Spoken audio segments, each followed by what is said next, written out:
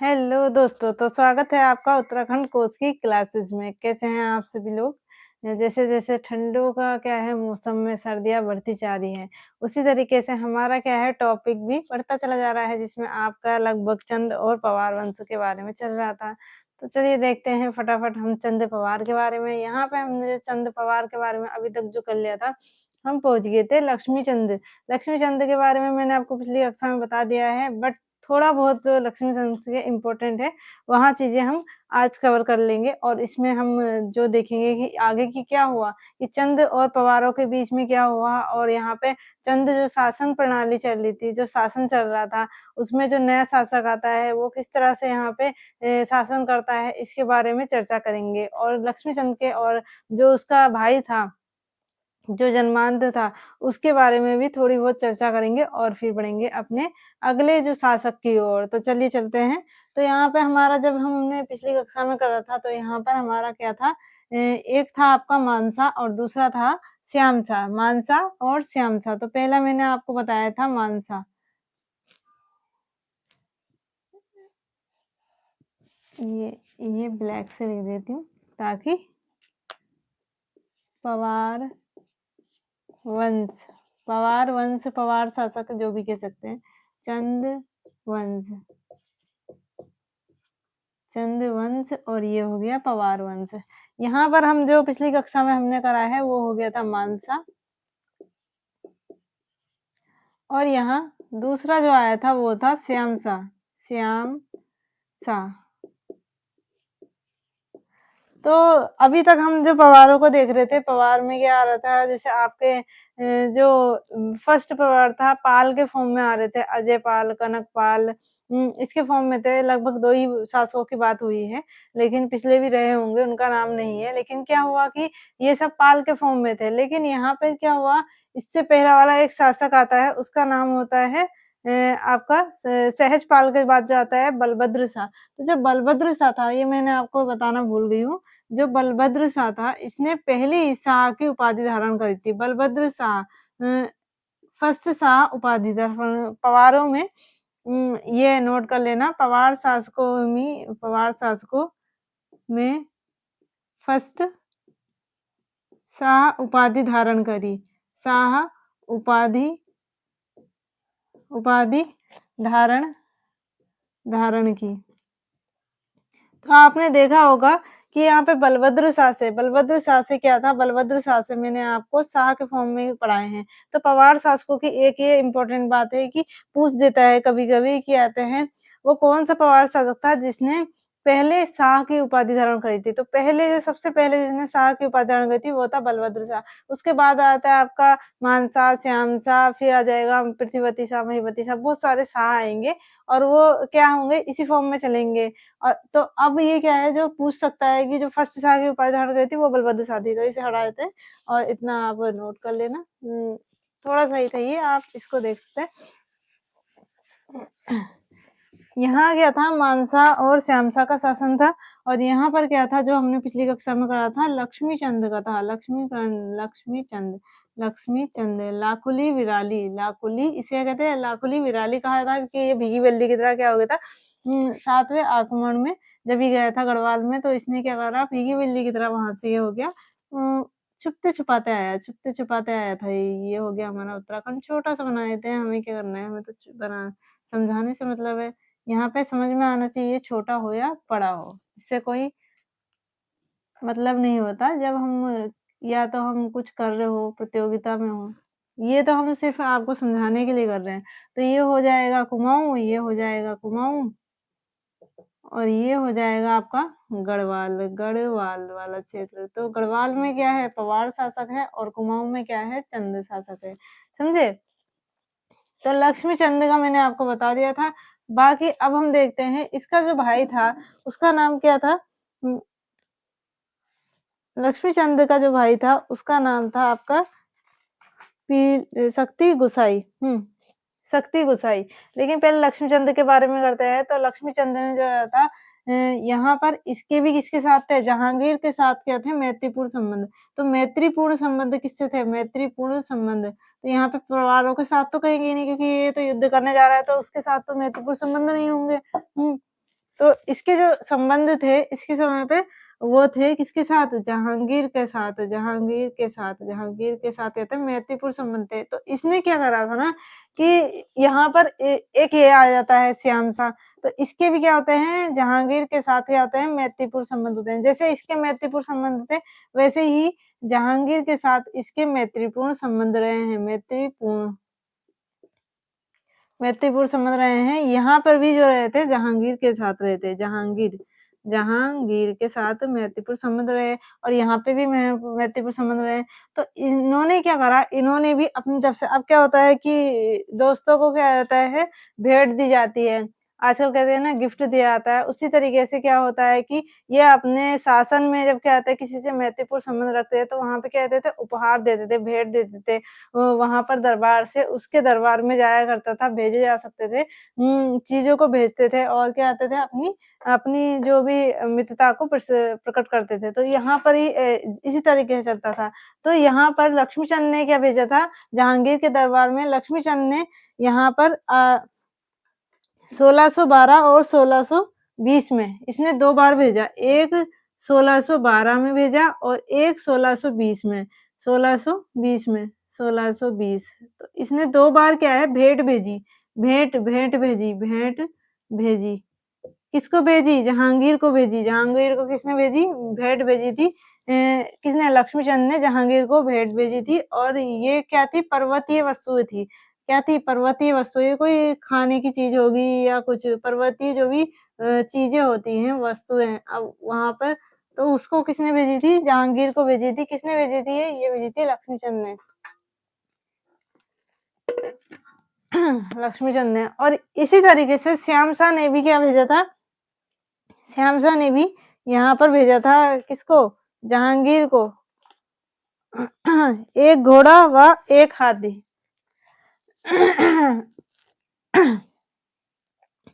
इसने जहांगीर को क्या भेजा? इसने जो भेजा था वो क्या भेजा था? एक घोड़ा। क्या भेजा? एक घोड़ा व एक हाथी। हाथी। एक घोड़ा व एक हाथी। शायद मैंने श्याम शाह के बारे में वहाँ पे टाइम पीरियड मेंशन नहीं करा क्योंकि पिछली क्लास में मैंने मानसा ही बताया था, श्याम शाह को नहीं बताया था। तो श्याम शाह का टाइम पीरियड हम यहाँ देख लेते हैं। तो श्याम शाह का जो टाइम पीरियड था वो था श्याम शाह का टाइम पीरियड इसका टाइम पीरियड आया है 1611 से 1631। 1611 से 1631 ये था श्याम शाह का टाइम पीरियड। तो इसके जो थे जहांगीर के साथ मैत्रीपूर्ण संबंध थे, दूसरी ओर लक्ष्मीचंद चल रहा था, उसके भी क्या थे? मैत्रीपूर्ण संबंध थे, यानी कि दोनों ही मुगलों के साथ क्या थे? बहुत अच्छी संबंधता थी इनकी। तो यहाँ पे इसने पर्वतीय वस्तु भेजी थी और ये तो पूछ सकता है कि किसने? ऐसा नहीं पूछेगा, किसने एक घोड़ा व एक हाथी भेजा तो पवार शासकों में पूछेंगे, तो पवार शासकों की बात आती है श्याम शाह और अगर चंदों की बात आती है तो 1612 और 1620 में लक्ष्मीचंद ने भेजा था किसके? जहांगीर के दरबार में। ये हो गई इनकी बात। अभी हम पढ़ रहे थे लक्ष्मीचंद तो इसको हम अभी देखेंगे इसके बाद क्योंकि इसका थोड़ा-सा बच गया है। तो इसमें क्या था लक्ष्मीचंद में, लक्ष्मीचंद का टाइम पीरियड मैंने आपको कल बता दिया था। इसने और क्या करा था कि इसके जो दरबार था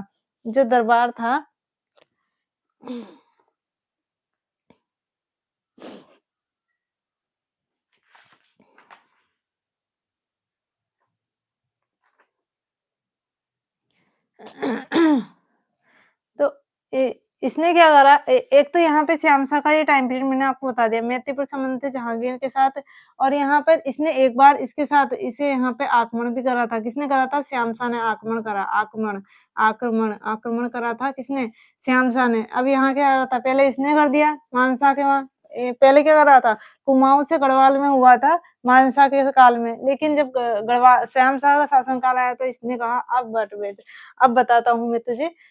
तो अब यहाँ इसने क्या करा कि अब ये गया चंदों के वहाँ इसने आक्रमण कर दिया। तो इसने कुछ क्षेत्रों को जीता था।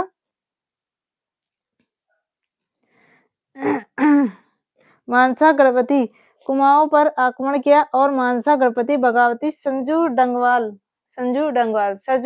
जो था इसको इसने क्या करा था? आक्रमण करा था और लक्ष्मी चंद द्वारा क्या था? इसको सौंप दिया गया। तो लक्ष्मीचंद ने जब इसने आक्रमण करा तो वहाँ पे क्या था, इसका एक गणपति था, इसका गणपति था, इसका गणपति क्या था, उस गणपति का नाम था संजू डंगवाल, सरजू सरजू सरजू डंगवाल। ये जो था ना, ये क्या था, लक्ष्मीचंद का गणपति था, गणपति। गढ़ बहुत सारे जीते थे ना, तो इसी में से एक सज्जू डंगवाल था। ये इसने किसको सौंप दिया था, ये इसने भी सौंप दिया था श्याम शाह को। तो जब इसने क्षेत्र जीते तो इसने कहा कि मुझे क्या चाहिए, क्षेत्र चाहिए या फिर उसका उस गढ़ का शासन प्रशासन, इस तरीके से मांगा इसने कुमाऊं क्षेत्र में। तो इसने क्या कहा कि जो गणपति था उसको सौंप दिया था सज्जू डंगवाल को, किसको, श्याम शाह को। तो यहाँ पे श्याम शाह ने क्या था, इसके बारे में हो गया था। और इनके बारे में जैसे ये क्या थे, इसने भी उपहार दिया और इसने भी उपहार दिया, इसके बारे में किसमें पता चलता है, जहांगीर की एक पुस्तक है जहांगीरनामा। सिंपल सी बात है, यहाँ पे जहांगीर की बात चल रही है, यहाँ भी जहांगीर की बात चल रही है। तो जहांगीर की पुस्तक का नाम क्या है, जहांगीरनामा।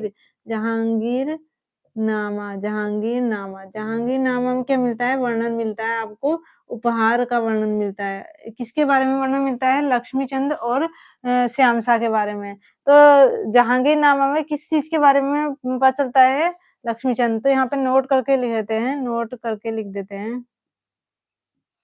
हम्म जहांगीर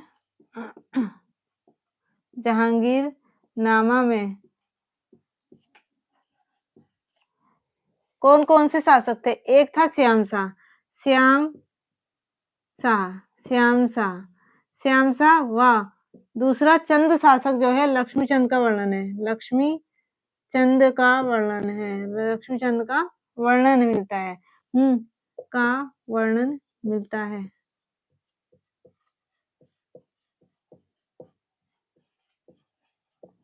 तो जहांगीरनामा जो पुस्तक है किसकी है, वो है जहांगीर की पुस्तक है। और उसमें क्या है, श्याम शाह और लक्ष्मीचंद के बारे में वर्णन मिलता है। और श्याम शाह को क्या कहा गया है, वहां पर श्याम सिंह के नाम से जाना गया है, श्याम सिंह। तो वहां पे इसको क्या कहा गया है, श्याम सिंह कहा गया है। इसने बहुत ही इसे कॉमन बना दिया, मतलब ये तो एक शासक था, तो इसने इसका जो नाम लिखवाया है, उसमें जो नाम है जहांगीर की जहांगीरनामा में, उसको जो श्याम शाह को आप देखेंगे ना, तो वहां कहीं पर श्याम सिंह का नाम आता है। तो वो श्याम सिंह ने यहाँ पे क्या दिया था, उपहार दिया था किसे, जहांगीर को। तो ये जो है वो श्याम सिंह, वो कौन है, श्याम शाह ही है। तो ये चीज आप याद रखेंगे। बाकी इसने जहांगीरनामा में इतना ही है कि इन दोनों के उपहार के और शासन प्रशासन की थोड़ी सी बात कही गई है।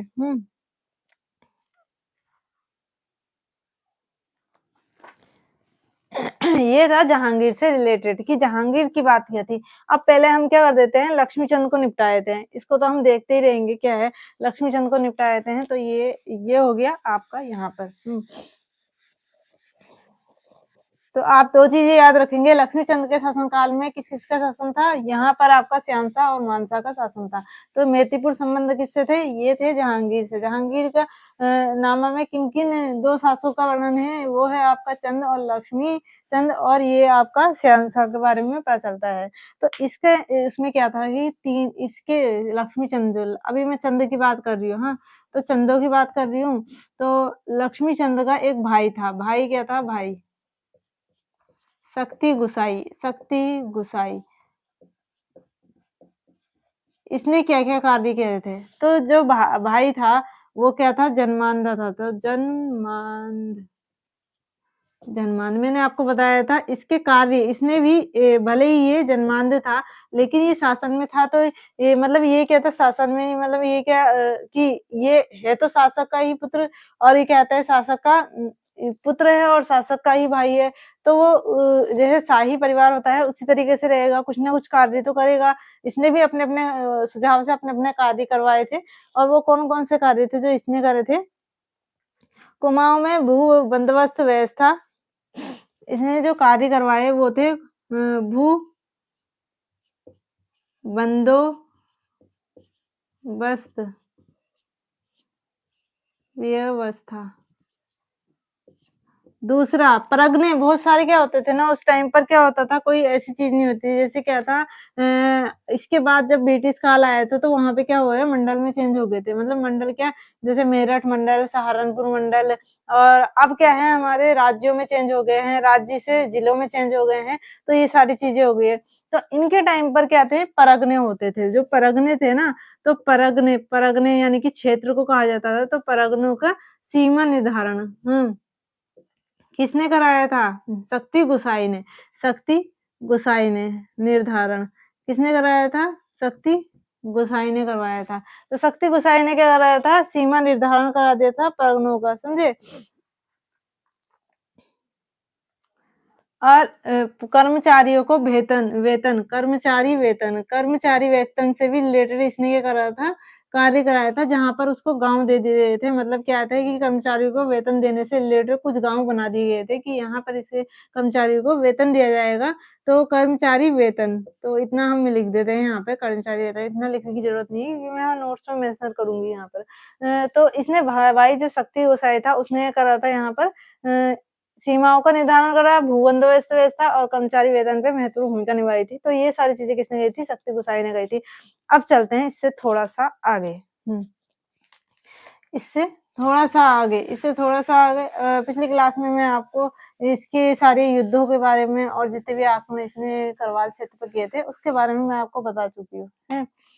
तो इसका टाइम पीरियड जो था वो मैंने आपको बताया था, क्या था टाइम पीरियड 1597 से 1621 है, 1597 से 1500 अभी चलेगा नहीं है, 1621 इसका टाइम पीरियड रहा। अब क्या होता है देखो आप ये शासक है, ये एक शासक है, तो इसकी शासन प्रशासन में क्या होगा कि कुछ अच्छे लोग होंगे और कुछ क्या होंगे, ऐसे लोग होंगे जो क्या होंगे कि या तो फूट डालने की कोशिश कर रहे होंगे या शासन को हड़पने की कोशिश कर रहे होंगे, ये क्या कर रहे होंगे और ये क्या होता है कि किसी भी शासन प्रशासन में क्या होता है, चलता है, चलता है, चलता है। और वो ज़िंदगी भर मतलब हमेशा के लिए एक शासक नहीं रह सकता क्योंकि क्या होता है कि आने वाले जो शासक होते हैं वो शासक आ जाते हैं या फिर उनके क्या होते हैं कि कुछ षड्यंत्रकारी होते हैं, वो क्या कर लेते हैं शासन को हड़प लेते हैं। इस तरीके से होता है, कोई आक्रमण कर लेता है, तो इस तरीके से होता है। तो बहुत सारी चीज़ें होती हैं, जहाँ पर क्या होती है शासक चेंज होते रहते हैं, उनके वंशज चेंज होते रहते हैं, सब चीज़ें चेंज होती रहती है। तो इसके दरबार में क्या थे ना 3 षड्यंत्रकारी थे। किसके दरबार में थे 3 षड्यंत्रकारी? जो 3 षड्यंत्रकारी च ल रहा लगभग चंद्रवंश ही आगे भी। लेकिन क्या रहा कि इसके दरबार में भी क्या हो गए बहुत सारे तो ईमानदार व्यक्ति थे, लेकिन बहुत सारे जो थे बेईमान व्यक्ति थे। तो इसके दरबार में जो थे 3 व्यक्ति रहते थे, उनका नाम क्या-क्या था मैं आपको बता देती हूँ। 3 षड्यंत्रकारी थे, उनका नाम था संग्राम कार्की, पीरू गोसाई और विनायक भट्ट। तो इसके दरबार में 3 षड्यंत्रकारी षड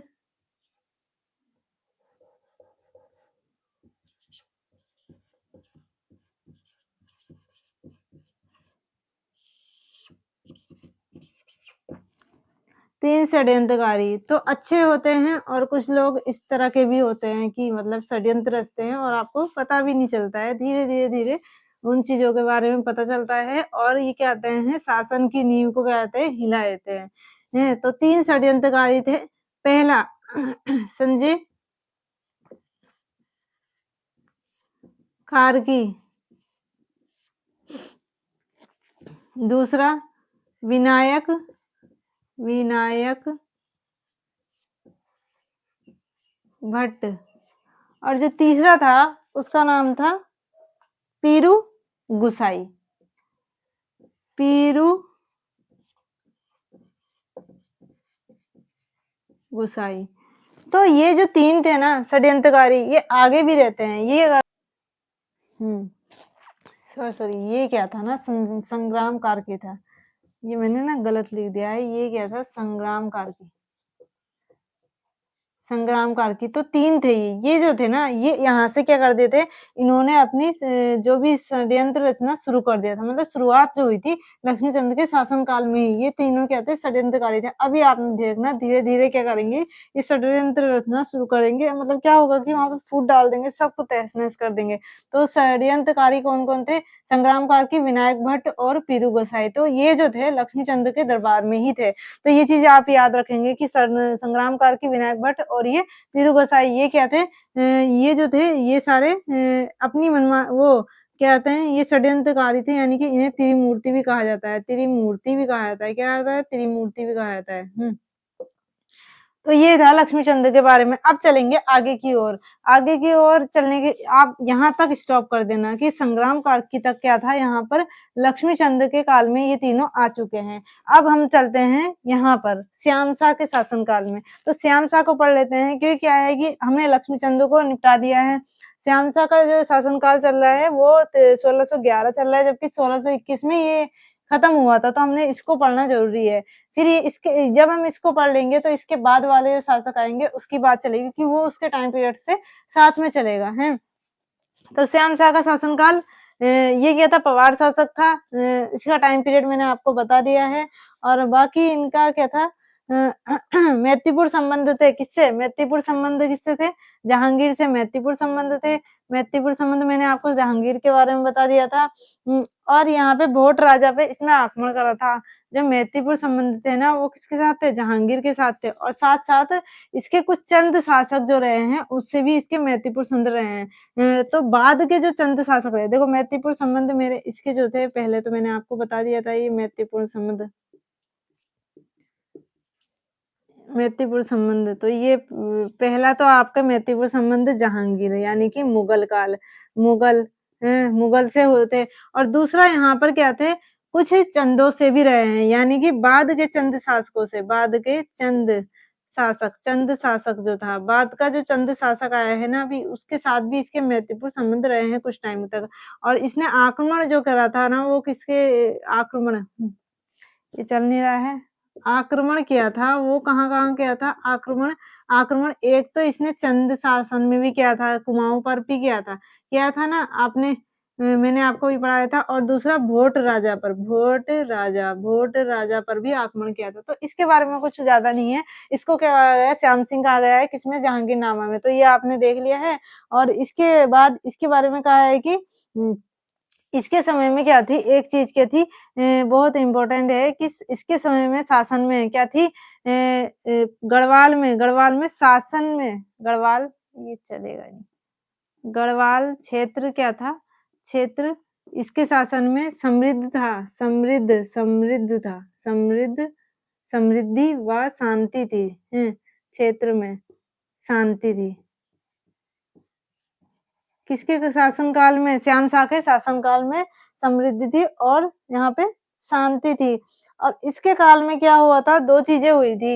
एक तो यहाँ पर श्रीनगर में क्या हुए थे, जोसेफ पादरी आए थे, जोसेफ पादरी आए थे। दूसरा सती प्रथा का प्रचलन था। तो पहला हमारा क्या था, यहाँ पे शांति थी और यहाँ पर जोसेफ पादरी आए, इसके समय में जोसेफ पादरी कहाँ पर आए थे? गढ़वाल में और गढ़वाल में। और यहाँ पर श्रीनगर में कहाँ पर आए थे? गढ़वाल में श्रीनगर में आए थे, श्रीनगर में। गढ़वाल में श्रीनगर में आए थे, श्रीनगर में आए थे।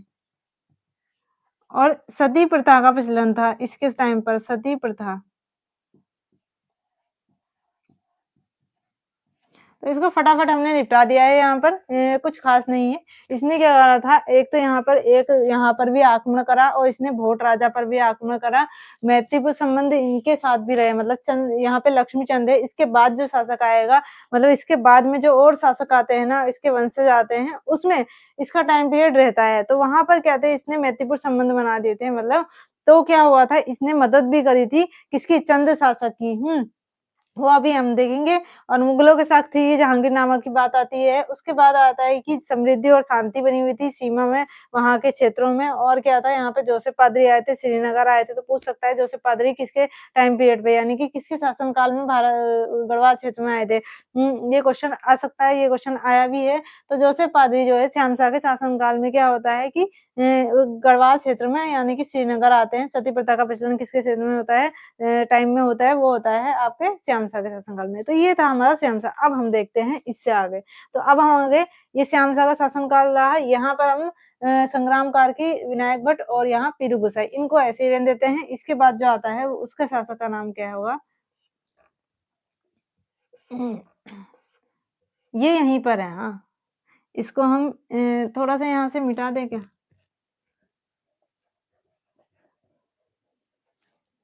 हाँ, तो अब जो अगला शासक आता है, यानी कि जो लक्ष्मीचंद है, उसके बाद जो शासक आता है, उस शासक का नाम है क्या? उस शासक का नाम है दिलीप चंद। दिलीप दिलीप चंद था। दिलीप चंद, अब इसका टाइम पीरियड क्या होगा, 21 1621, यहाँ पे 1621 था, 1621 से 1624 तक रहा, यानी कि इसने सिर्फ 3 साल ही शासन करा। तो दिलीप चंद किसके बाद आता है, लक्ष्मी चंद के बाद आता है शासक दिलीप चंद। तो हमने अभी तक जो पढ़ा था, जैसे हमारा क्या आया था, रुद्रचंद आया था, फिर लक्ष्मी चंद आया था, फिर हमारा दिलीप चंद आ गया। तो अभी हम जब हम एक बार रिविजन और करेंगे तो वहाँ फिर देख लेंगे। तो दिलीप चंद क्या बना था, यहाँ पे शासक बन गया था। अब दिलीप चंद के बारे में कहा जाता है कि दिलीप चंद जो था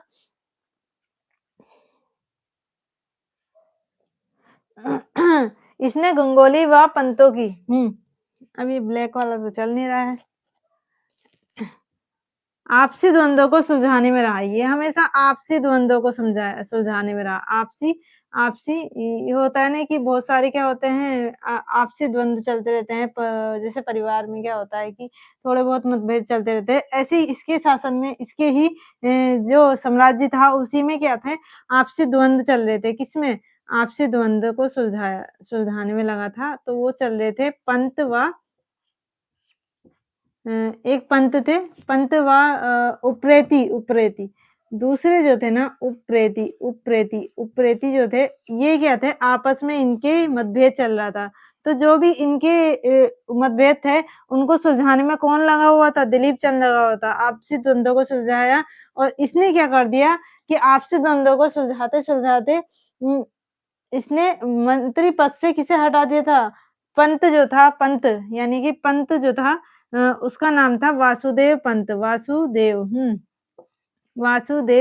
पंत, वासुदेव पंत, इसे क्या कर दिया, मंत्री पद से हटा दिया। मंत्री पद से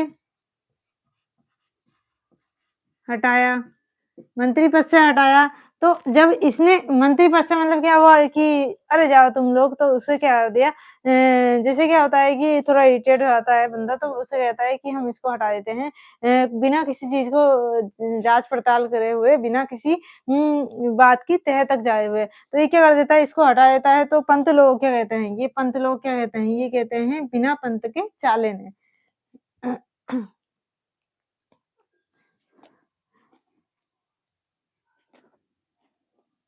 सॉरी, तो मंत्री पद से हटा देता है। तो यहाँ पे क्या होता है कि उप्रेती लोग जो कहते हैं, बिना पंत के चाले नहीं। ये जो कहावत है उप्रेतियों ने कहा था, उप्रेतियों ने उप्रेतियों की एक कहावत है।